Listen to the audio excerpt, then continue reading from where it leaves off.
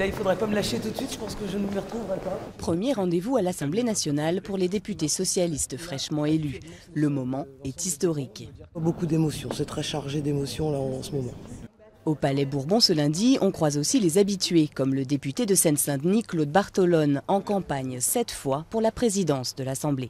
D'ici jeudi, il faut que les députés socialistes et apparentés connaissent les candidats qui prétendent à les représenter pour pouvoir être candidats à la présidence de l'Assemblée nationale. Donc c'est ce que j'ai fait depuis ce matin parce que le moment est venu. Autres prétendants au perchoir depuis la défaite de Ségolène Royal aux législatives, Elisabeth Guigou et Jean Glavany. Le vote doit avoir lieu lors de l'ouverture de la prochaine session parlementaire, le 26 juin. Du côté du gouvernement, comme le veut la tradition, le Premier ministre Jean-Marc Ayrault a démissionné puis a immédiatement été renommé par François Hollande lundi matin, juste avant que le président ne s'envole pour le Mexique, puis Rio. Un mini-remaniement ministériel devrait avoir lieu à son retour en fin de semaine.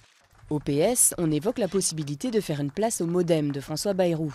Des invitations ont été lancées aux communistes et au Front de gauche, mais ces derniers refusent catégoriquement. En termes de personnalité, Delphine Batho ou Yamina Benguigui pourraient être écartées. Pour la première fois sous la Ve République, la gauche concentre aujourd'hui tous les pouvoirs. Preuve pour les spécialistes que les grands partis politiques peuvent toujours renaître de leurs cendres. On avait beaucoup glosé en 2008-2009 sur les difficultés socialistes, les divisions. On voit qu'en 3 ans, il s'est très bien reconstruit. Pourquoi? D'abord parce qu'il y a une capacité de reconstruction quand on est le grand parti d'opposition face à la majorité quand elle éprouve des difficultés. Jean-Marc Ayrault, comme François Hollande, a promis de renforcer le rôle du Parlement.